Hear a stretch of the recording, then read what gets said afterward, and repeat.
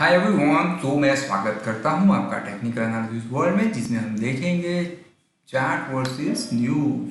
तो दोस्तों, I am not the enemy of the fundamental analysis, right, जो मैं सालों से कहता हूं। और ये इतनी बड़ी डिबेट हुई थी मेरी एक टाइम पे, जहां पे बहुत बड़ी कीमत मैंने चुकाई थी, राइट। तो ये डिबेट में मैं नहीं पढ़ना चाहता हूँ, पर मैं सिर्फ बताना चाहता हूँ कि मेरे साथ कोई है जिन्होंने एक स्टेटमेंट दिया है कि फंडामेंटल और स्टॉक मार्केट का कोई लेना देना नहीं। उन्होंने एक्चुअली टेम्पररी कुछ नहीं ऐसा कहा है, पर मैं सालों से कहता हूँ मुझे कोई दिक्कत नहीं है। फंडामेंटल अगर आपको एंट्री और exit exit proper entry exit provide करता है, लाइक कि बाय रिलायंस है 2199 जो रियल में चार्ट पे है, और stop loss is 2000, then it's okay. Otherwise कोई मतलब नहीं है। आपको कोई फंडामेंटल ठीक है लॉन्ग टर्म। जब ज़्यादातर लोग क्या करते हैं, स्टॉप लॉस करने का जब वक्त आता है तब वो एक चीज़ पकड़ लेते हैं जो उन्हें माइंड कन्विंस करने में हेल्प करता है कि फंडामेंटली तो स्ट्रॉन्ग ही है ना, चलो रख देते हैं। दिक्कत ये है, पर सही में अगर फंडामेंटल एनालिसिस कर रहे हैं, you are getting proper entry exit, then it's okay, right. पर अभी मैं बता देता हूँ कि प्रॉब्लम क्या है। कई लोग बहुत दिनों से पूछ रहे हैं कि कोविड-19 की ये पोजीशन है, बिजनेस चल नहीं रही है, despite that market is moving up, right, market is making high high high and high. Okay, तो मैं बताना चाहूँगा दोस्तों, ये बहुत स्टेटमेंट है जिन्होंने मुझे हेल्प की है और हम सभी को हेल्प की है समझने में। ओके, तो इन्होंने बहुत अच्छा काम किया है कि पब्लिकली इन्होंने ये बता दिए। देख लीजिए दोस्तों, फ्राइडे एक्चुअली दिया था, पर हमें तो सीखना ही है ना। उन्होंने कहा था कि राइट नाउ देयर इज, देख सकते हो, there is a connection between the stock market, right. उन्होंने कहा है sir there is a disconnect between the stock market and economy. Okay, ऐसा उन्होंने कह दिया है। ओके, तो उनका कहने का मतलब ये है कि कई लोग जो जो उनको नेगेटिव फैक्टर चाहिए तो वो कहीं से भी ढूंढ लेते हैं। ओके, तो ऐसा नहीं करना चाहिए, देखिए। Okay, right. और कहा टाइम थोड़ा हार्ड है, वो तो दोस्तों पता ही है, और हम उसमें संभल ही रहे। और उन्होंने और एक स्टेटमेंट भी कहा था जो मैं वर्बली आपको कह दूँ, आपको गूगल पे मिल जाएगा, कि लिक्विडिटी बहुत आ रही है, that's the market is going up. तो दोस्तों, मैं ऑलवेज कहता हूँ कि मार्केट में जो प्राइस जो मूव होती है वो होती है डिमांड और सप्लाई से।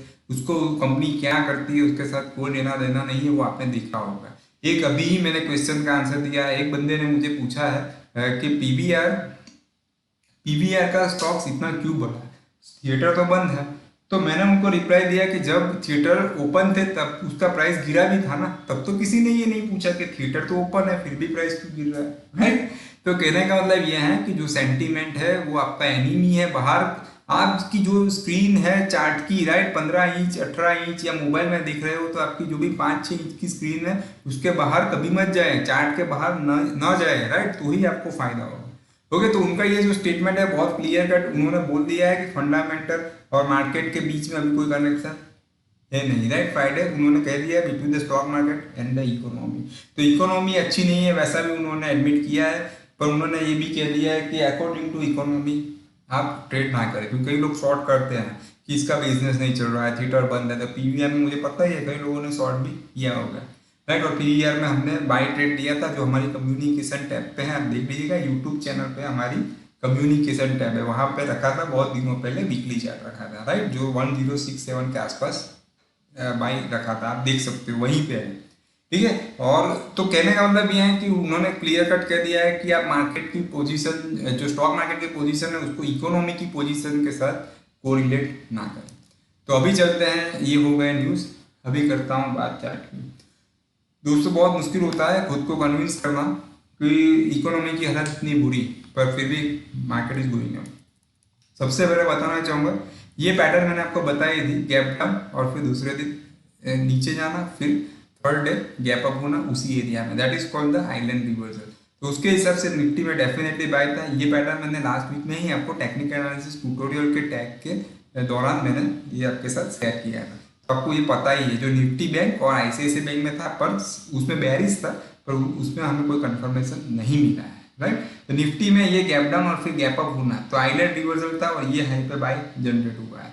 दूसरी बात आप देखो तो पीक फॉग जो है वो आप देख सकते हो, मैंने ये 3 पॉइंट लिए हैं, ये पॉइंट लिया है, ये पॉइंट और ये पॉइंट, राइट। तो पिच फॉग की जो ये नीचे का जो लाइन है उसके अंदर ही मूव हो रहा है, राइट। तो जब तक ये चैनल ब्रेक नहीं होता है और ये ट्रेंड लाइन ब्रेक नहीं होता है तब तक कुछ करने की जरूरत नहीं है, ठीक है दोस्तों। तो आज का वीडियो मैं बहुत शॉर्ट रखना चाहूँगा क्योंकि ज़रूरत नहीं है, राइट। और इसमें मैं सिर्फ बहुत इंपॉर्टेंट प्रिंसिपल डिलीवर कर रहा हूँ, बहुत इंपॉर्टेंट मैसेज डिलीवर कर रहा हूँ कि फंडामेंटल के साथ आप कर सकते हो, मुझे कोई दिक्कत नहीं है, पर कुछ एंट्री और एग्जिट प्रॉपर होनी चाहिए, राइट। तो शशिकांत दास जी को शुक्रिया कहूँगा क्योंकि उन्होंने मुझे सपोर्ट किया है। आपको आप तो कन्विंस है ही, पर ये वीडियो आपके दोस्तों को जो मानते हैं कि इकोनॉमी की हालत बुरी है तो शॉर्ट ही करना चाहिए, उन लोगों को फॉरवर्ड कीजिएगा तो उनको भी बहुत हेल्पफुल रहेगा, राइट दोस्तों। तो फिर मिलते हैं नए वीडियो के साथ, तब तक के लिए goodbye, take care, follow the stop loss.